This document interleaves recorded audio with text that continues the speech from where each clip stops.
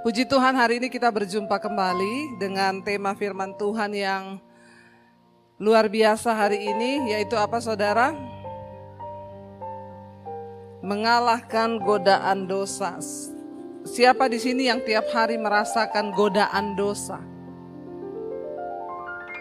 Serius? Ya, kalau enggak merasakan, ya kita ganti tema khotbahnya. Siapa yang merasakan godaan dosa? Yang masih merasakan berarti manusia. Yang tidak merasakan boleh pulang. Berarti Anda malaikat. Setiap hari kita bergumul dengan yang namanya godaan dosa. Dalam pikiran, dalam hati, dalam perkataan, dalam perbuatan, selalu setiap hari kita ini tergoda untuk berbuat dosa. Rasul Paulus berkata begini, aku benci kepada tubuh celakaku ini. Karena setiap kali aku ingin melakukan yang baik, yang jahat yang aku buat. Kalau kita mencerna perkataan ini bukan keluar dari seorang pelacur. Bukan keluar dari seorang preman. Bukan keluar dari seorang pembunuh, tapi dari seorang rasul. Dia bilang apa? Aku benci tubuh celakaku ini. Karena setiap aku ingin melakukan yang baik, ya pasti yang jahatlah yang aku buat. Di dalam diri kita ini ada yang namanya tubuh dosa.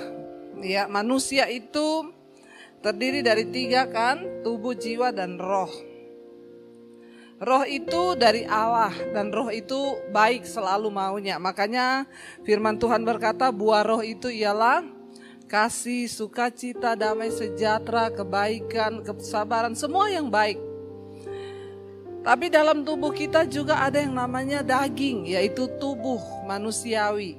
Daging ini isinya dosa, berlawanan dengan keinginan roh. Kalau keinginan roh adalah kasih, maka keinginan daging adalah benci. Kalau keinginan roh adalah buah roh ialah kasih, sukacita, maka keinginan daging adalah marah-marah. Semua kebalikannya. Kasih, sukacita, kesabaran, ya. Kalau buah rohnya kesabaran, maka dagingnya adalah enggak sabar. Kemurahan, maka daging adalah enggak murah hati, pelit. Jadi saudara bisa bayangkan hidup kita ini setiap hari ada di dalam 2 pertentangan dan itu gak bisa hilang.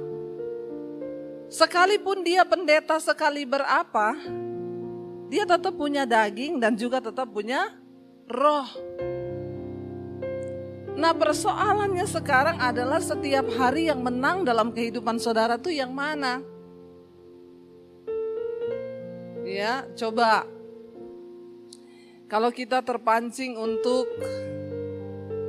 kepahitan, ya ada suara yang bilang, itu orang memang kebangetan. Ya, mulai sekarang gak usah tegur-tegur dia.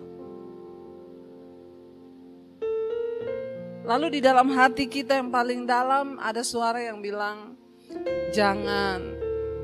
Firman Tuhan berkata, kamu harus mengampuni. Setiap hari terjadi pertentangan dalam batin kita, yang mana yang menang saudara? Nah itu akan menentukan kita itu bisa mengalahkan dosa atau tidak. Mari kita baca bersama dulu 1 Yohanes pasal yang ketiga. 1 Yohanes pasal yang ketiga, hari-hari ini dunia tambah panas ya saudara. Nerakanya mulai bocor. Makanya harus banyak-banyak bertobat. Panas sekali ini sekarang. 1 Yohanes pasal yang ketiga, yang pertama kita baca sama-sama secara bergantian. Saya ayat 1, saudara ayat 2. Lihatlah betapa besarnya kasih yang dikaruniakan Bapa kepada kita, sehingga kita disebut anak-anak Allah. Dan memang kita adalah anak-anak Allah karena dunia tidak mengenal kita, sebab dunia tidak mengenal Dia. 2. Sekarang kita adalah anak-anak Allah, tetapi belum nyata apa keadaan kita kelak. Akan tetapi kita tahu bahwa apabila Kristus menyatakan dirinya, kita akan menjadi sama seperti Dia, sebab kita akan melihat Dia dalam keadaannya yang... Ayat 2 ini berkata begini, saudaraku yang kekasih, sekarang kita adalah anak-anak Allah. Siapa yang percaya sekarang kita adalah anak Allah? Lambaikan tangan. Tetapi dikatakan di sana begini, belum titik ya. Tetapi belum nyata apa keadaan kita kelak. Karena kita masih harus menghadapi perjuangan hidup. Kita yakin hari ini kita anak Allah. Tapi belum nyata keadaan kita kelak itu seperti apa, ya. Akan tetapi kita tahu bahwa apabila Kristus Yesus menyatakan dirinya kelak, kita akan menjadi sama seperti Dia, sebab kita akan melihat Dia dalam keadaan yang sebenarnya. Ayat 3, setiap orang yang menaruh pengharapan itu kepadanya, apa di sana dikatakan? Menyucikan diri sama seperti Dia yang... Siapa yang mau sampai kelak Yesus datang kita tetap anak Allah. Kalau engkau menaruh pengharapan itu, tidak ada jalan lain. Alkitab berkata, sucikan dirimu. Amin. Harus menyucikan diri.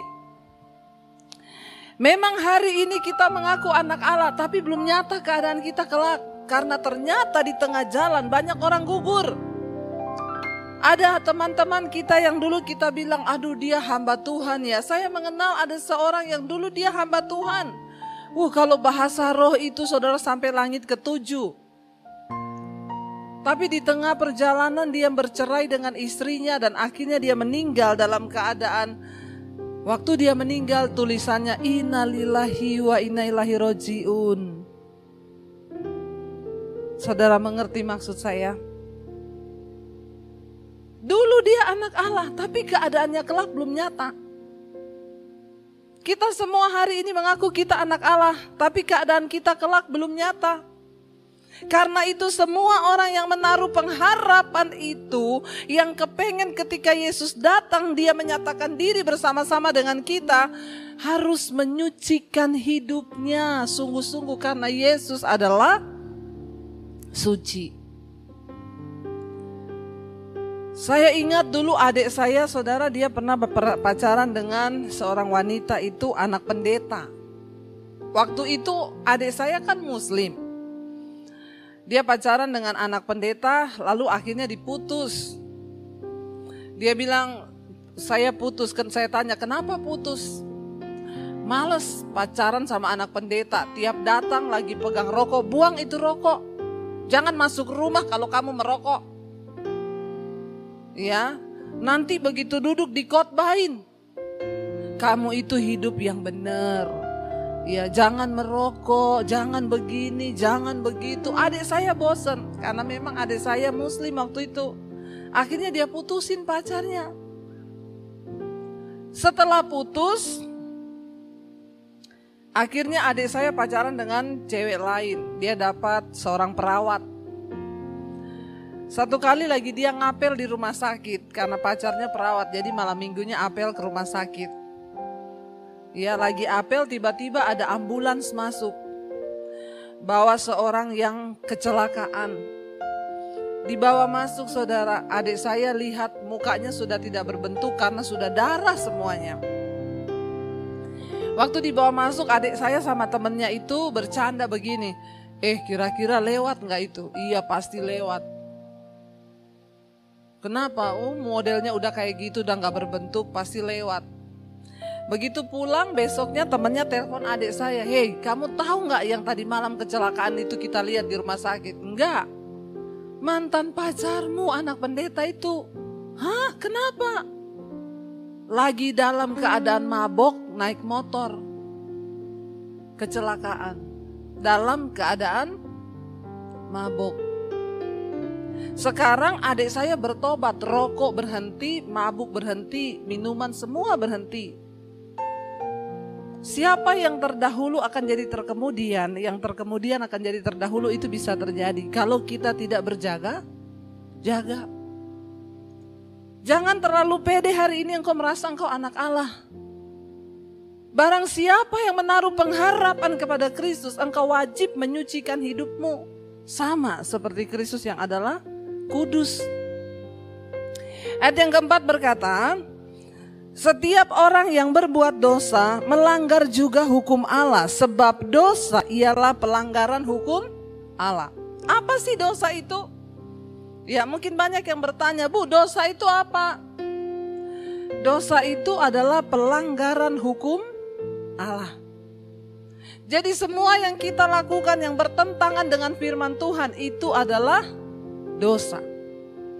Kategori dosa yang berikutnya menurut Alkitab dikatakan, jika engkau tahu berbuat baik tetapi engkau tidak melakukannya, maka engkau berdosa.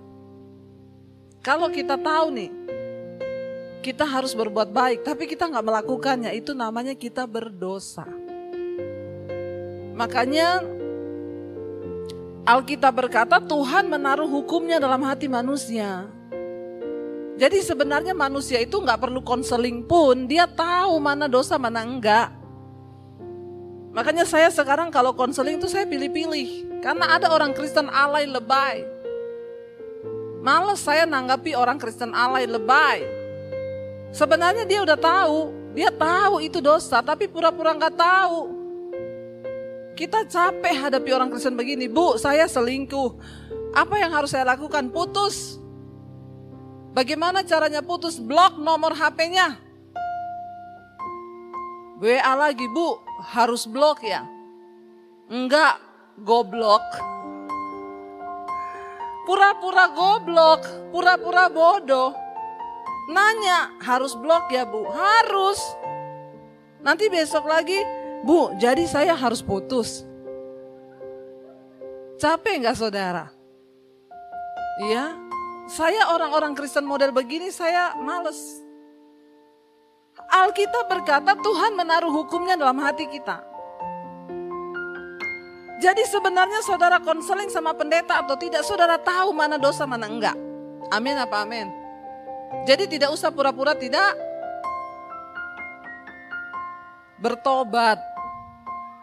Ya, saya kalau baca orang konseling yang kayak gitu, saya lewat. Ya, kadang saya balas baca Alkitab aja. Di Alkitab ada kok. Nggak usah nunggu di Alkitab, di hati Tuhan menaruh hukumnya di hati saudara dan saya. Jadi kita punya kepekaan sebenarnya tahu mana dosa mana tidak. Dosa itu adalah pelanggaran hukum Allah. Ayat yang berikutnya, ayat yang ke-5. Dan kamu tahu bahwa ia telah menyatakan dirinya supaya ia menghapus segala dosa. Dan di dalam dia tidak ada dosa. Yesus datang supaya dia menghapus setiap dosa saudara dan saya. Dan di dalam Yesus gak ada dosa. Orang yang hidup melekat dengan Yesus kayaknya tidak punya kesempatan untuk mikir dosa, amin. Kalaupun dosa datang menggoda, kita cepat-cepat dalam nama Tuhan Yesus. Tuhan saya gak mau, Tuhan marah-marah terus saya mau lepaskan pengampunan. Apakah kita masih bisa jatuh ke dalam dosa? Bisa, karena kita hanya manusia. Tapi orang yang hidup melekat dengan Tuhan, dia gak akan tenggelam dan jatuh dalam dosa. Dia akan segera bertobat, kembali kepada hukum Tuhan. Ayat yang ke-6, karena itu setiap orang yang tetap berada di dalam dia tidak berbuat dosa lagi. Katakan amin. Jadi bagaimana caranya kita mengalahkan dosa? Tetaplah berada dalam Kristus.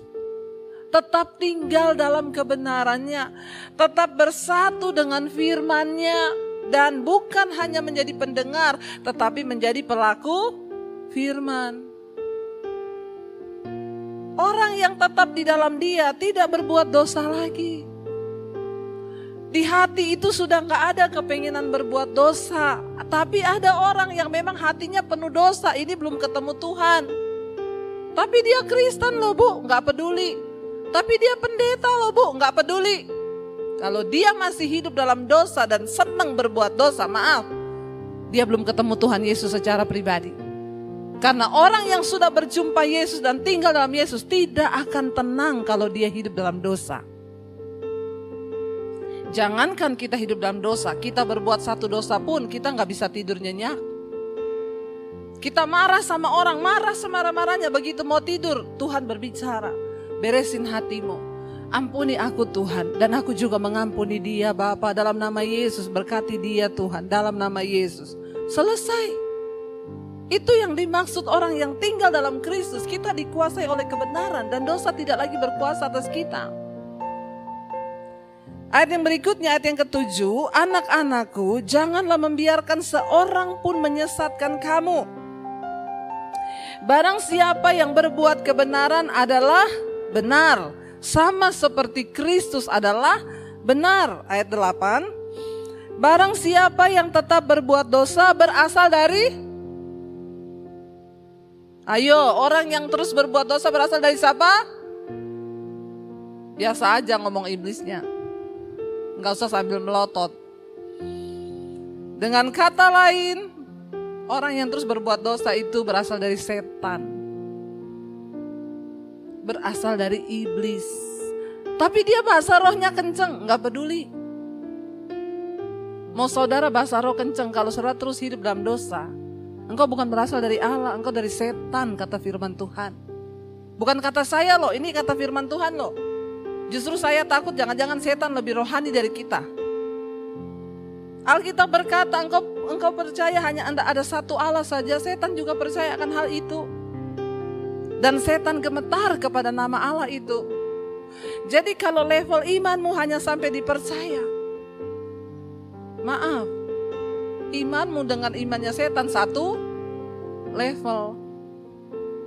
Apa yang membedakan kita dengan setan? Setan percaya kepada Allah, kita juga percaya. Setan gemetar kepada Allah, kita juga gemetar kepada Allah, takut akan Allah. Tetapi saudara, yang membedakan kita dengan setan, kita melakukan firman dan kebenaran. Setan tidak mungkin melakukan firman. Makanya ayat ini berkata, orang yang tetap hidup di dalam dosa, orang yang tetap berbuat dosa, dia bukan berasal dari Allah tetapi dari iblis. Ini keras loh ayat ini saudara. Ya, barang siapa yang tetap berbuat dosa berasal dari iblis, sebab iblis berbuat dosa dari mulanya. Untuk inilah anak Allah menyatakan dirinya, yaitu supaya ia membinasakan perbuatan-perbuatan iblis itu. Kenapa Yesus datang? Supaya perbuatan iblis dibinasakan. Jadi kita yang adalah anak Allah, mari kita binasakan semua perbuatan setan dalam hidup kita, yaitu dengan tidak lagi berbuat dosa. Ayat yang berikutnya, ayat yang ke-9. Setiap orang yang lahir dari Allah tidak berbuat dosa lagi, sebab benih ilahi tetap ada di dalam dia, dan ia tidak dapat berbuat dosa karena ia lahir dari Allah. Orang yang dari Allah, orang yang berasal dari Allah, kita yang adalah anak-anak Allah, kita punya benih ilahi dalam diri kita. Kita sudah diberi kodrat ilahi. Benih ilahi yang ada dalam kita itu tidak akan sanggup lagi untuk berbuat dosa. Sekalipun mungkin kita masih bisa jatuh untuk berdosa, kita masih marah, tapi kita nggak akan sanggup untuk tinggal lama-lama dalam dosa itu. Kita akan cepat dengan mudah minta maaf, kita akan dengan cepat mudah memaafkan. Tapi orang yang hidup dalam kepahitan dan kekecewaan, engkau bukan dari Tuhan, engkau dari setan. Mari kita berdoa saudara. Lepaskan pengampunan, belajar untuk mengasihi, sesakit apapun.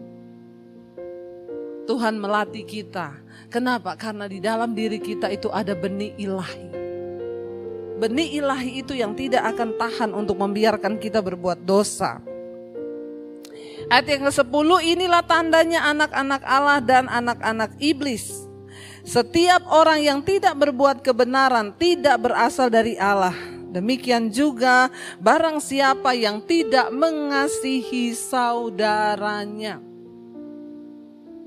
Ya, barang siapa yang tidak melakukan kebenaran, dia bukan berasal dari Bapa, tetapi dari iblis. Saya pengen kita lihat lagi satu ayat di dalam Roma pasal yang ke-6. Roma pasal yang ke-6, saudara, kita lihat bersama bagaimana cara kita mengalahkan dosa. Roma pasal yang ke-6, di sana ada judul perikopnya 2 macam perhambaan. Ayat saya pengen kita baca ayat yang ke-19.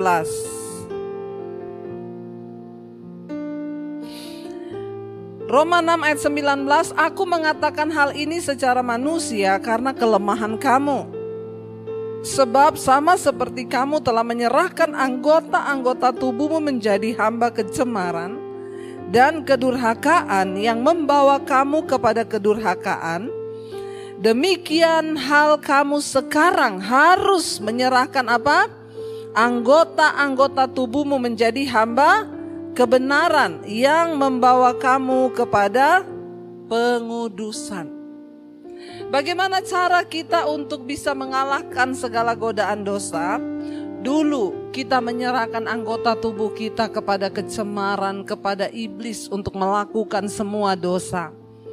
Tetapi sekarang setelah engkau mengenal Allah, serahkanlah anggota-anggota tubuhmu kepada Allah untuk menjadi senjata kebenaran yang membawa kamu kepada kekudusan. Apa yang harus kita serahkan? Anggota tubuh. Apa anggota tubuh? Pertama, mata. Untuk apa engkau pakai matamu? Setiap hari apa yang kita lihat? Atau apakah kita lihat film porno? Apa yang kita tonton setiap hari? Apakah kita hanya nonton drama Korea? Buat apa engkau pergunakan matamu? Yesus berkata mata adalah pelita tubuh. Jika matamu gelap, maka gelap seluruh tubuhmu. Serahkan mata kita untuk menjadi alatnya Tuhan. Pakai matamu untuk menonton sesuatu yang baik, untuk membaca Alkitab. Amin, saudara. Apalagi yang harus engkau serahkan anggota-anggota tubuhmu? Mulut. Mari kita serahkan mulut kita untuk dipakai sebagai orang-orang yang menyampaikan kebenaran. Bukan fitnah, bukan gosip, bukan dusta. Tapi menyampaikan kebenaran. Jangan suka fitnah, jangan suka dusta, jangan suka gosip. Ya, mari kita belajar mulut ini dipakai menjadi senjata kebenaran untuk menyampaikan firman. Mulai dari keluarga sendiri, ya. Lalu apa lagi anggota tubuh kita yang harus kita serahkan? Telinga, pendengaran kita. Jangan suka dengar hal-hal yang tidak rohani, yang dapat menumpulkan iman kita, bahkan membuat kita jatuh. Mari belajar menyerahkan pendengaran kita kepada Tuhan untuk mendengarkan firman Tuhan. Dengerin khotbah, dengerin ya. Saya tuh kemarin ketemu dengan seorang ibu di Solo, dia pendengar mesbah doa, dan kemarin saya di Solo dia pengen ketemu karena anaknya kebetulan berulang tahun. Saya ketemu dengan mereka ini satu keluarga luar biasa, anaknya 3, yang 2 sekolah di Amerika, yang 1 juga sudah lulus, 1 kerja di Google, yang 1 ikut lomba Microsoft dan dapat juara, dan yang 1 lagi keterima di 11 universitas terbaik di Amerika. Namanya keluar masuk di majalah, di koran, liputan 6. Masih muda sekali dia sudah ambil S2 di salah satu universitas terbaik di Amerika. Saya tanya mamanya, Bu, bisa punya anak hebat-hebat kayak begini, dikasih makan apa, Bu? Mamanya jawab, tiap hari dari kecil harus baca firman. Wow. Alkitab berkata firman Tuhan itu adalah takut akan Allah itu permulaan pengetahuan, dan mengenal yang Maha Kudus itulah pengetahuan, itulah didikan. Luar biasa saudara, waktu anak dari kecil sudah diserahkan matanya untuk membaca Alkitab, telinganya untuk mendengarkan khotbah dan didikan, maka masa depan mereka juga menjadi anak-anak yang baik. Ya, anak-anak kita itu membutuhkan teladan hidup dari orang tuanya. Tapi saya yakin kenapa anaknya bisa begitu? Karena orang tuanya juga begitu. Mari kita serahkan anggota-anggota tubuh kita untuk dipakai menjadi senjata-senjata kebenaran di dalam Tuhan. Supaya apa? Supaya kita ini bebas dan bisa mengalahkan segala keinginan dosa. Jadi yang pertama, tetap tinggal di dalam Tuhan. Di dalam firman-Nya, usahakan untuk terus dengar firman dalam hadirat-Nya. Saudara rindu terus berada dalam hadirat-Nya, tiap malam dengar mesbah doa. Amin. Ya, tinggal dalam hadirat-Nya supaya iman kita kuat. Jangan kasih kesempatan pada iblis. Mari kita dengar yang baik, kita terima yang baik, kita hidupi yang baik. Jangan beri kesempatan pada iblis supaya engkau tidak kalah. Kalau imanmu sudah lemah, bagaimana engkau bisa menang terhadap dosa? Dengarkan firman Tuhan, tetap tinggal dalam Kristus dan serahkan anggota tubuhmu untuk kepentingan kerajaan Allah. Mari kita bangkit berdiri bersama. Kami mau terus belajar melakukan firman-Mu Tuhan, hidup di dalam ketetapan-ketetapan Tuhan. Kami mau belajar untuk selalu menyenangkan Engkau Bapa. Kami mau belajar untuk melakukan firman-Mu dan menyerahkan seluruh anggota-anggota tubuh kami Tuhan untuk dipakai sebagai senjata-senjata kebenaran. Berkati setiap anak-anak-Mu, berkati setiap mereka yang mendengarkan firman ini yang di live streaming juga Tuhan memberkati. Kami mau merenungkan firman-Mu Tuhan dan hidup menjadi pelaku-pelaku firman-Mu. Kalau ada di antara saudara yang masih terikat dengan dosa, datang di hadapan Tuhan, katakan Tuhan aku mau dilepaskan. Ketika aku tinggal di dalam Engkau, ketika aku mendekatkan diri dengan Engkau, maka Engkau Tuhan yang sanggup melepaskan kami dari setiap ikatan dosa kami. Ini hidup kami Tuhan, mari datang pada Tuhan saudara. Dia Tuhan yang sanggup memberikan engkau kekuatan untuk melepaskan diri. Ini hidup kami Tuhan.